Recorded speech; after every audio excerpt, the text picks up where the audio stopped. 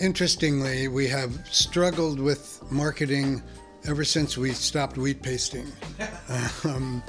And the reality is 90-some% of our students, certainly maybe in the high 90s, come by word of mouth. That was Blue Bear School of Music Executive Director Stephen Savage. I'm Jeff, and this is Storied San Francisco. In this episode, Stephen starts us off by sharing the story of how Tennessee Mowrey's stepmom came to be involved in the school. Tennessee is the director of the school's Little Bears program. Stephen goes on to talk about the evolution of Blue Bear over its 50 years. Everything from recruiting techniques to teaching philosophies. We end the episode with a discussion of Blue Bear's lasting power here in San Francisco. Here's Stephen Savage.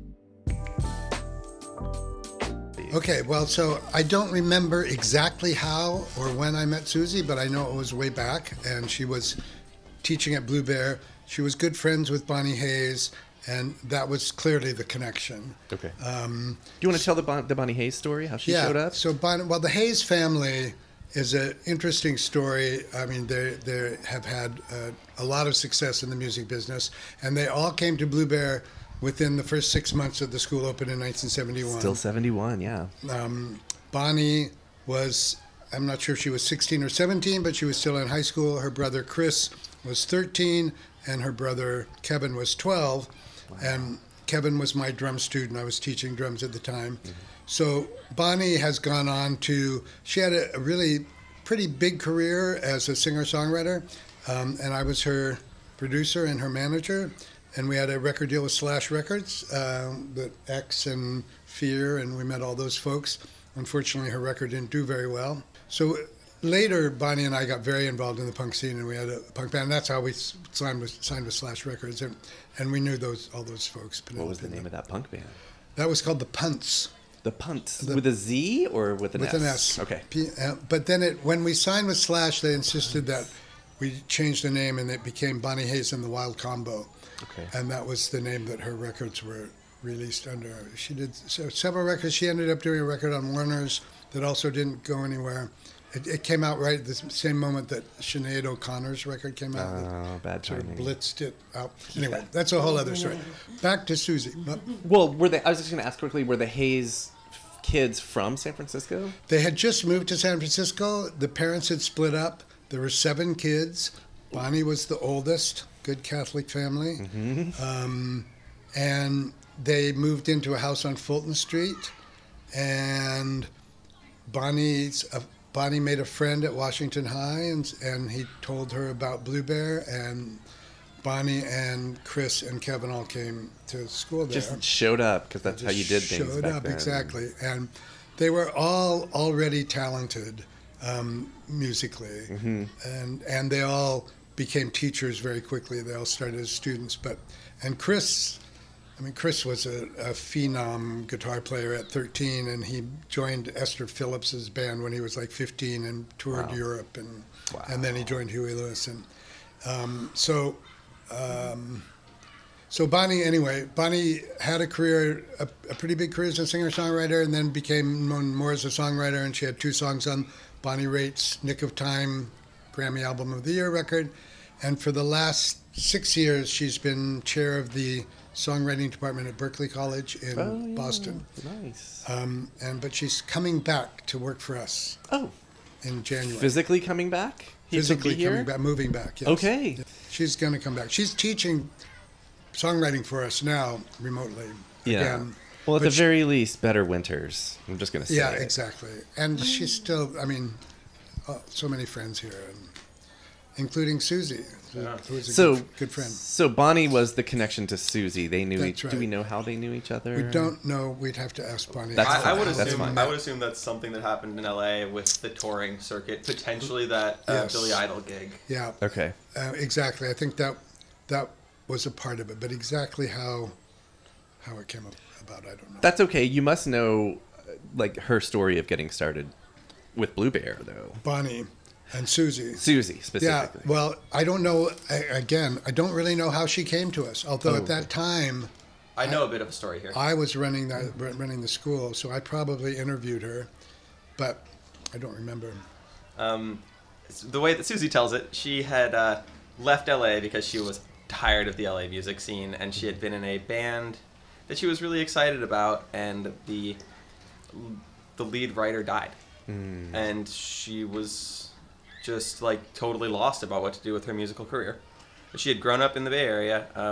Her mom was still here in Fairfax, and she like went backpacking up in the mountains in Idaho for a couple of weeks with her new puppy, and then moved to San Francisco and was like, I'm just going to teach because I don't want to do this stupid touring thing anymore. I don't want to have conversations with these shallow people who only want me for my connections anymore. I don't want to do this whole thing. I thought that I had this great thing, and now it's gone, and I'm just going to go home.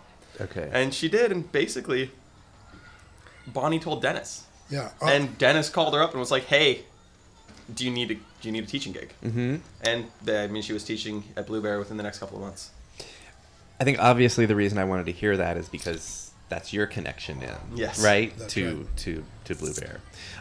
Steve, do you want to talk about the opening of the school? Like that's kind of where we had left off with your story. So Yeah, the school was sort of bifurcated by the fact that the first 2.5 years of the school, it was about the school, but it was even more about the band.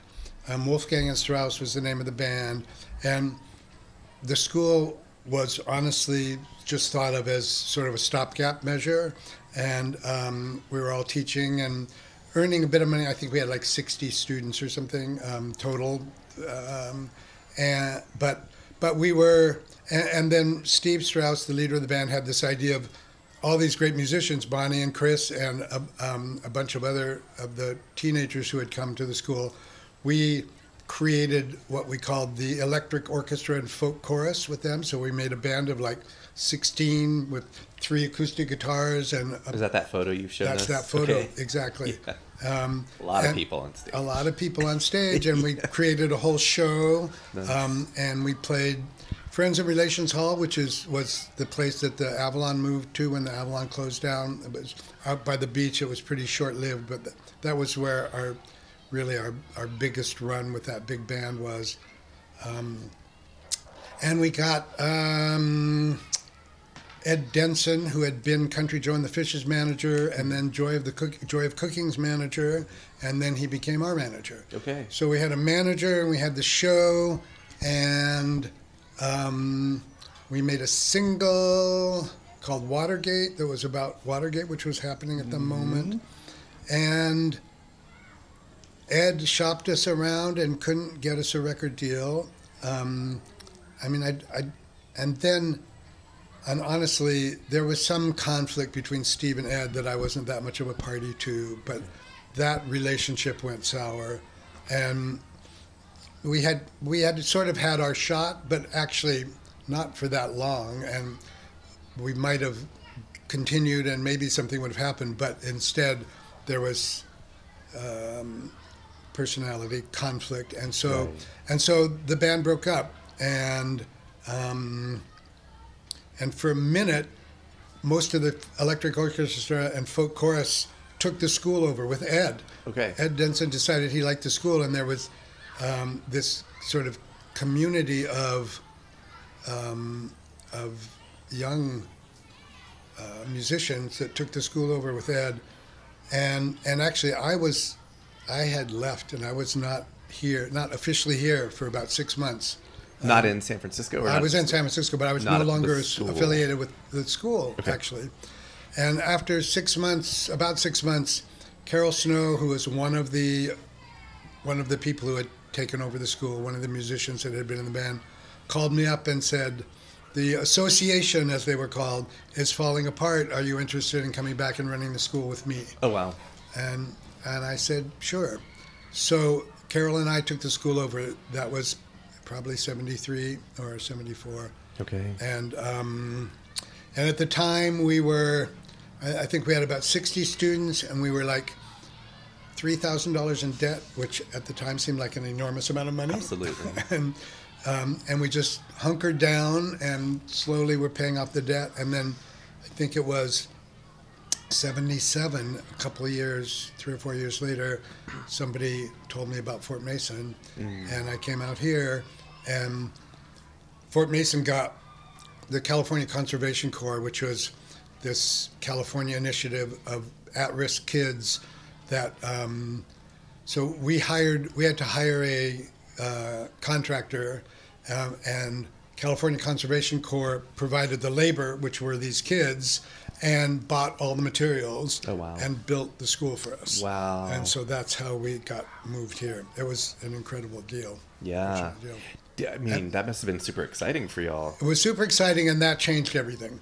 And then we started to grow. Out at Ocean Avenue, we're just scraping by. But getting here really is what allowed the school to become what it's become. How did y'all get students?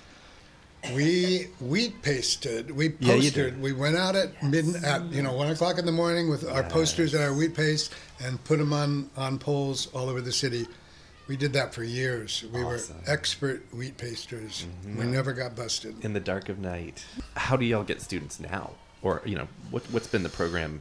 Well, interestingly, we have struggled with marketing ever since we stopped wheat pasting.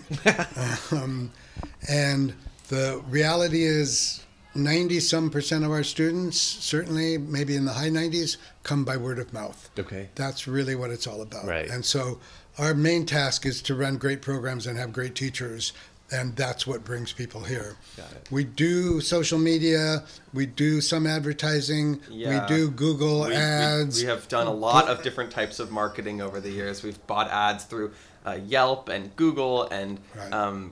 Facebook and Twitter and Instagram. We have done it all, and really word of mouth remains the thing. In physical ads, you were showing me the Muni. We did the buses. The Banners. buses came to us through a couple of different donations, so we've done that. That's something that we couldn't really afford. But that has brought some people, but not as many as you might expect. But it is all about, as you know, we have learned something about business, even though we're all musicians. So the whole brand awareness thing, and I like to think that Blue Bear's presence in the city is pretty high at this point. So, Nice. I'm constantly running people into people. And we've had 40,000 students through the doors here. Wow. So it's almost hard to find someone who hasn't heard of Blue Bear, and even to find someone who hasn't either been a student at the school themselves or know somebody who's been a student at the school. Right. So this is, it's what 50 years does for you. Yeah, and persistence. It's just there's something in there. Exactly. In that. Okay, let's jump back to, the first, let's say, decade or so. Did y'all have like a music education philosophy already out of the bat, or? Yes, Okay. we did, and it was very much we were all children of the 60s, and it was very much, and it wasn't until more recently that we have taken the empowering people to play the music they love, which is sort of a concise way of saying that that's what our philosophy was, that we wanted to help you play the music. We didn't have you should be playing this or you should be playing that. This is the pathway through. Whatever you want to do, whatever you want to play, however you want to do it. And that's been our philosophy with our teachers for the most part too, which is however you want to teach. We don't have a set curriculum. We're not going to give you the book to teach this way. Teach the way you want to teach. We do give our teachers feedback, and over the years we've become a little more careful in hiring and careful with our teachers. Mm-hmm. But our primary way of keeping teachers or letting teachers go has been retention. If they keep their students, if the students like them, then they stay. Mm-hmm. If they start losing a lot of students, we stop giving them new students. It works out. Do you want to talk about, I'm already just thinking in terms of how Blue Bear might have changed, but also because, hip-hop didn't even exist when y'all... Oh, not even. And then electronic music didn't exist. Like, how have y'all evolved in those ways to incorporate those genres and those folks that do that? Do you want to talk about that? Yeah, sure. So, we're kind of billed as the school of rock and roll.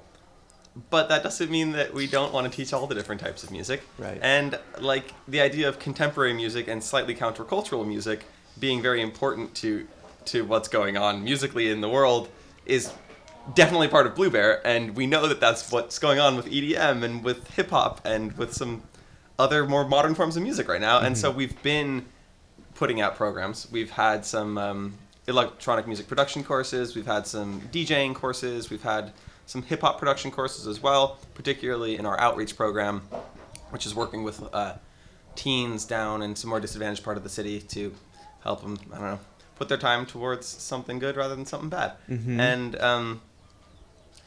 And that they've been working.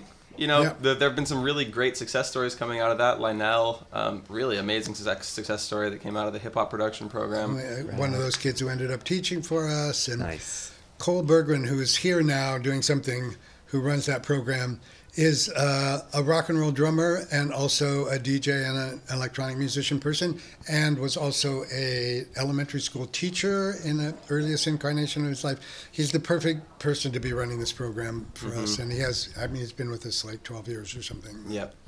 Awesome. And he, of course, he's also a DJ, and we have this DJ program. And going back to word of mouth, it takes our programs a while to get to their full capacity, because if no one has taken the class, and there's no one to give that word of mouth feedback. And so the DJ program just limped for years, absolutely limped, and now is totally full.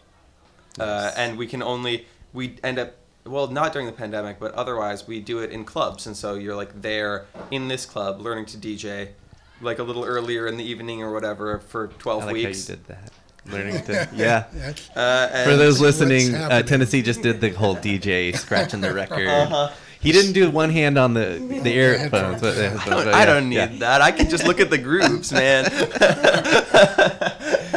I'll see if I can add a sound effect. Yeah, so they're there, they're learning for 12 weeks, and then they have a showcase there at the club, and their friends can come and like see them up on the stage at the Monarch DJing with the lights and the smoke, you know, and that's all really fun. And then they see it and they're like, wait, I want to do that. Or their friends like, man, that was really fun.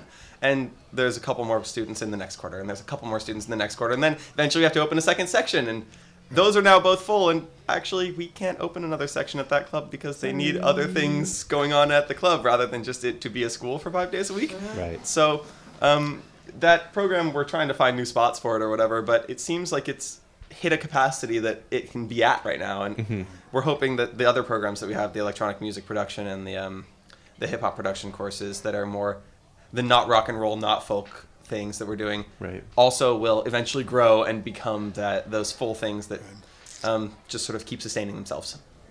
Awesome. I love it.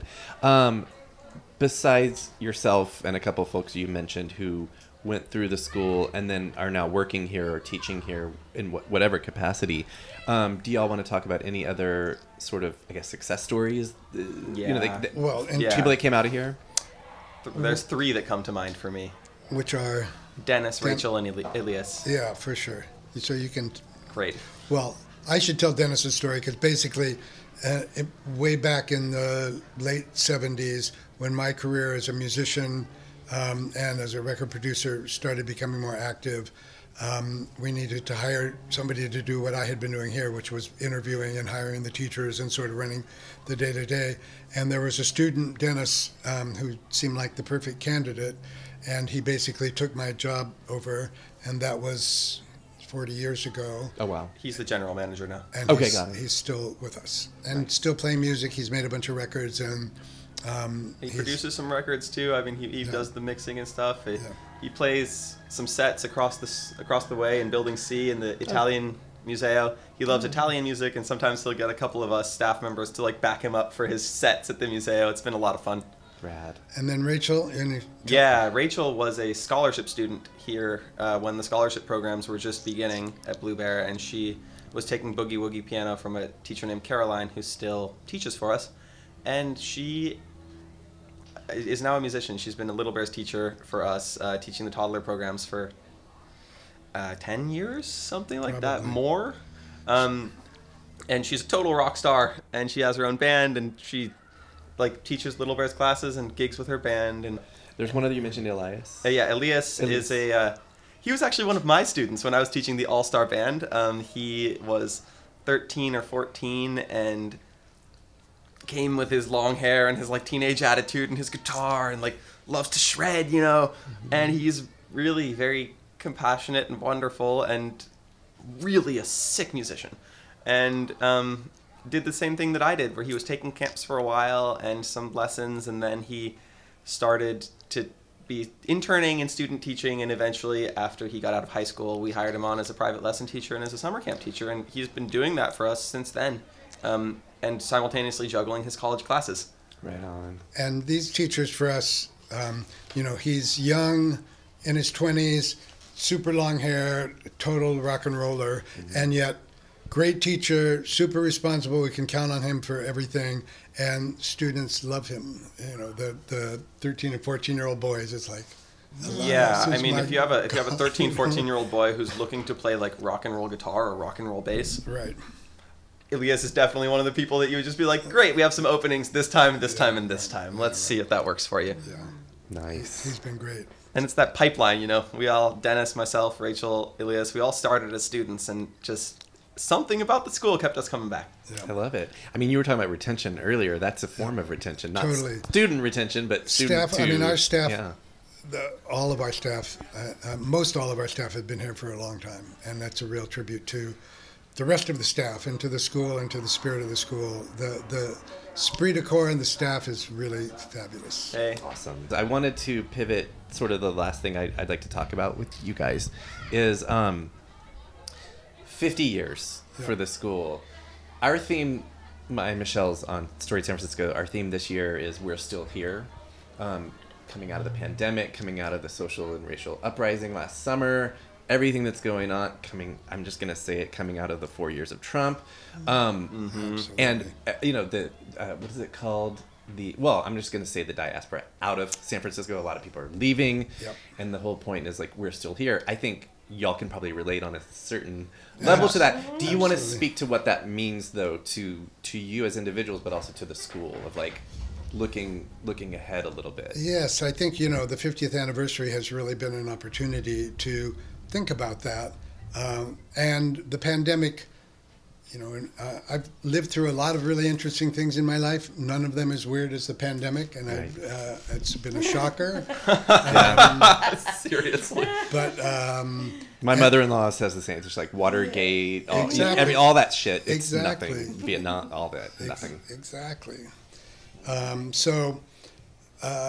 then for the school to have to pivot, and Tennessee was really in the trenches for the 2 weeks after we shut down, porting everything over to online, teaching the teachers how to use Zoom and contacting 1 million students. And, we have like 800 students. And Yeah, I communicated with nearly 800. every single one of them. I mean, that's like a small university at that point. Yeah. That's enormous. It is enormous.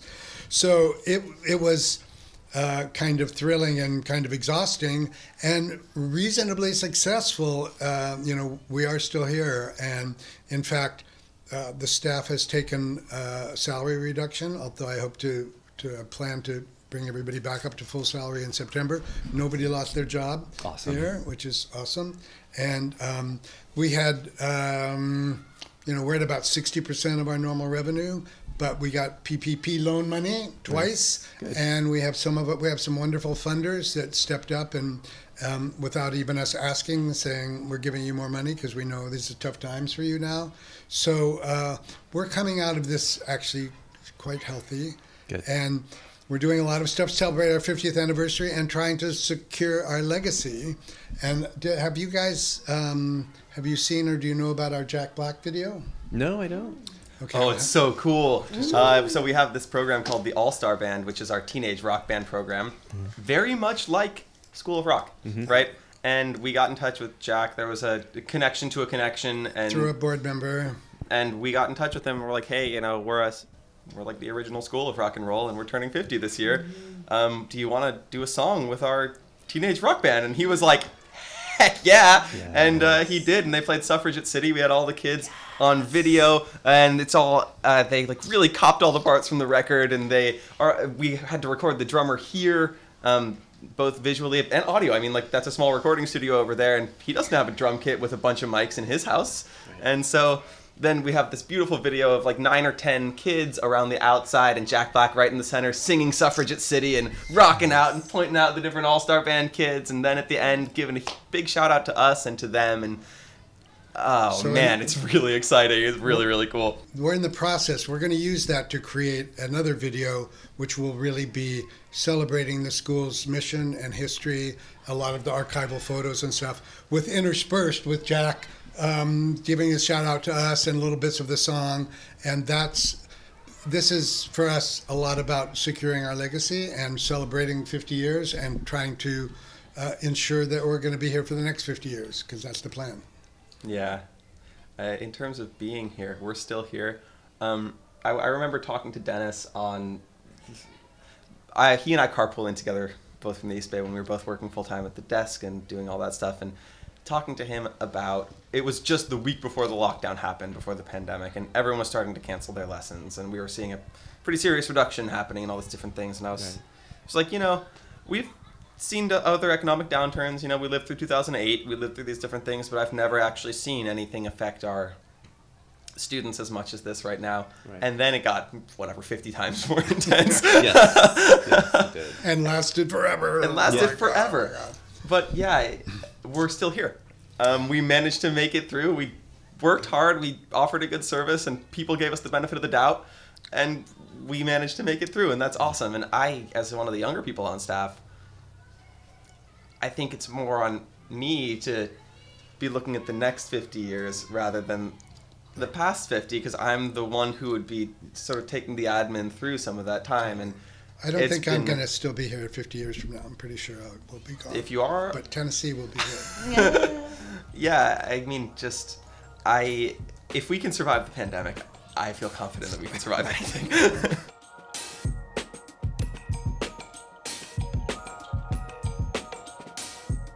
That was Tennessee Mowrey and Stephen Savage. We're taking a short summer break next week. Perfect time to explore our archives. But we'll be back the following week with the next episode of Storied San Francisco.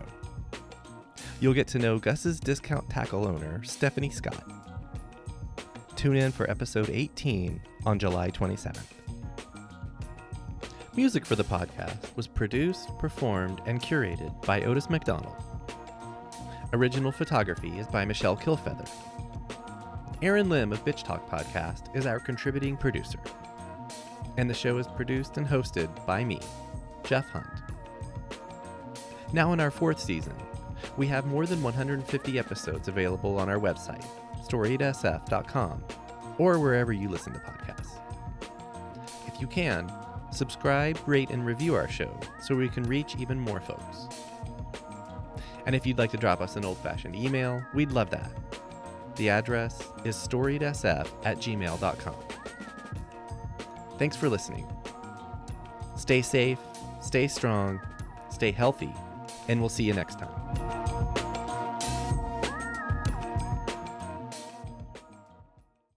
This podcast is a proud member of the BFF.FM podcast network. Learn more at podcast.bff.fm. BFF.FM, best frequencies forever.